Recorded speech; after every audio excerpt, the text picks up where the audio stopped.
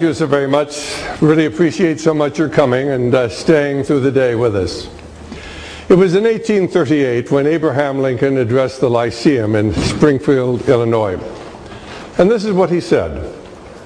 At what point should we expect the approach of danger? By what means should we fortify ourselves against it? Should we expect some transatlantic giant to step the ocean and crush us with a blow? Never. All the armies of Europe and Asia and Africa combined could never by force take a drink from the Ohio or make a mark on the Blue Ridge, not in the trial of 1,000 years. Then at what point should we expect the approach of danger? And I answer, if it ever reaches, if it spring up among us, it can never come from abroad. If destruction be our lot, we ourselves must be its authors and its finishers. As a nation of free men, we shall live through all time or die by suicide. As a nation of free men, we shall live through all time or die by suicide. And I would like to suggest, in many respects, we are dying by suicide today. Only most people have no idea what is really taking place. Well, this afternoon I want to convince you of three things. Number one, the mass media in America is controlled, and they control what you hear, what you see, what you read, and ultimately what you believe. Two, you and your family and your children are in grave danger.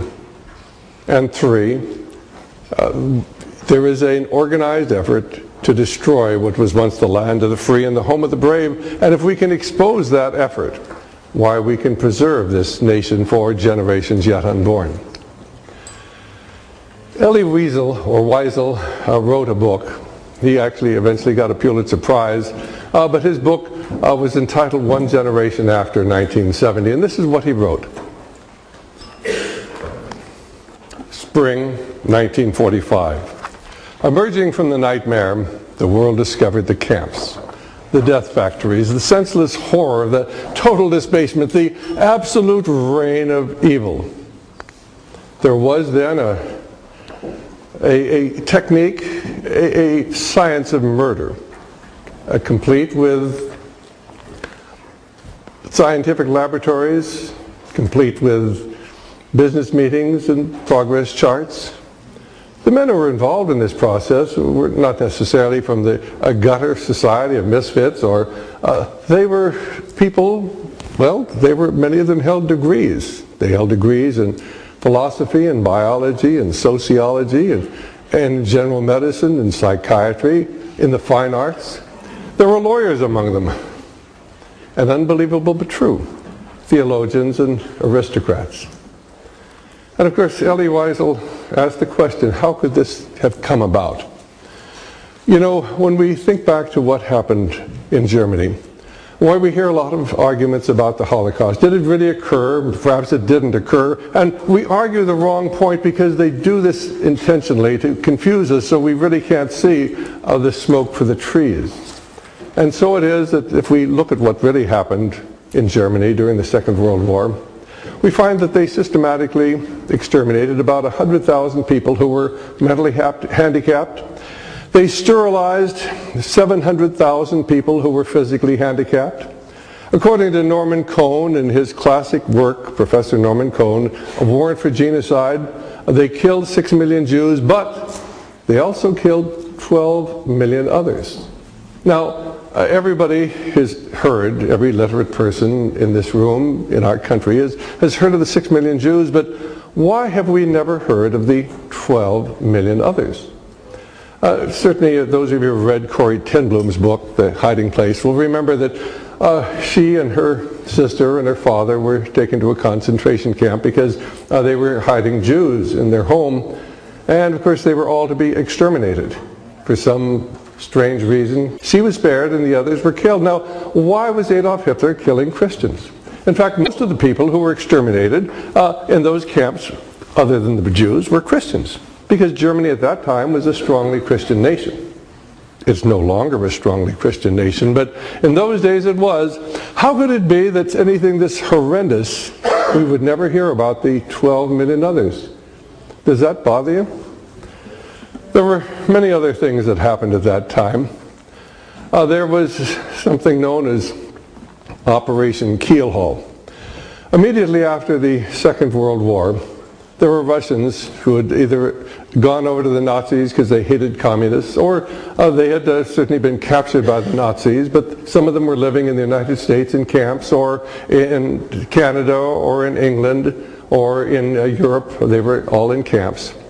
And they were systematically rounded up by the American government, and the Canadian government, and the British government, and the European France, and they were sent back to Russia to be killed. It was known as Operation Keelhaul. Now, the figure is 6 million. You'll go up on the internet, you'll see some references to 2.7 million, but the best source of information is a book called Secret Betrayal, written by Tolstoy, who was the famous author's nephew.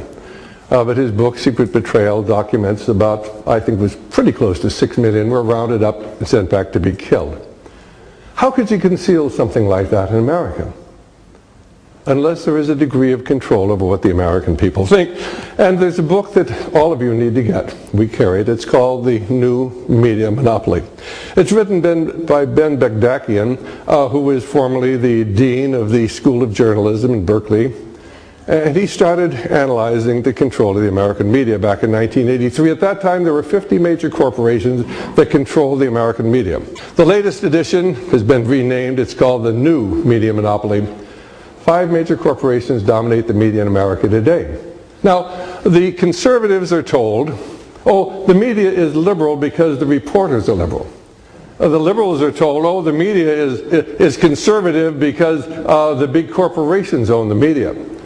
And of course, neither side is correct, and both sides is partly correct, but there is an X factor out there that nobody wants to talk about. And the fact that nobody's telling you this is simply a reflection of the degree of control that exists today over what the American people think. We mentioned Operation Keelhaul. There was another operation immediately after the war. It was known as Operation Paperclip. It was a CIA operation, the CIA OSS operation, which was coordinated with the U.S. Army. There was a law passed that no Nazi would be allowed to come to America. However, they decided they were going to bring the Nazis to the United States, about 1,000 of them, to continue their bizarre experiments in biological warfare, their bizarre experiments in mind control, and of course to put America ahead in this race for space. That's where Wernher von Braun came from, who was the head of the American Space Organization. He himself had been a Nazi. The American Space Institute is named for General Strohkold, who was a Nazi, one of the cruelest ones, responsible for the murder of tens of thousands of Jews. You never hear about that. And then a man who talks about the rat line. Now, I don't know how many of you know what the rat line is, but the rat line was what happened after the Second World War, when the CIA and British intelligence and certain elements working within the Vatican, a dark cell within the Vatican, helped 10,000 Nazis escape to South America. You know the names of Klaus Barbie and Eichmann, Mengele, Bormann. They all went to South America. 10,000 of them did. Only 2 of them were ever taken back to be trialed. That was Eichmann and Klaus Barbie. The rest of them were allowed to live there under the auspices of your government. They knew that, and they allowed them to escape, and the question is why? It really doesn't make sense. Weren't the Nazis evil? Weren't they the enemy? Hadn't they committed these terrible atrocities? And they had, but so why did the CIA and the OSS and British intelligence help them to escape to South America, 10,000 of them? And how is it that the average American has never heard this? Well, Rudolf Hess, who was the Reichsfuhrer before he flew to Great Britain, Rudolf Hess said that National Socialism is nothing more than applied biology. National Socialism is nothing more than applied biology. It was simply eugenics. It was the application of science to social problems. And of course, you can only understand this by understanding that David Rockefeller, coming back from communist China in August of 1973. Now, by that time, the Chinese had exterminated between 80 and 100 million people. The figures that are ordinarily given for executions in China consolidating power were 40 to 80 million. But most people have never heard of the Great Hunger. This went on from 1958 to 1962. Well, David Rockefeller came to the United States after a tour of China. And in August 10th of 1973, he wrote an editorial that was published in the New York Times. You have to understand that David Rockefeller was one of the men who rules the world. And he had traveled throughout China, and he came back and said this: "The social experiment in China under the leadership of Chairman Mao is among the most important and successful in history." The social experiment in China under the leadership of Chairman Mao is among the most important and successful in history. Now, how could you look upon what had happened in China as a social experiment? Well, you must understand there are people who look at the world differently than you and I do.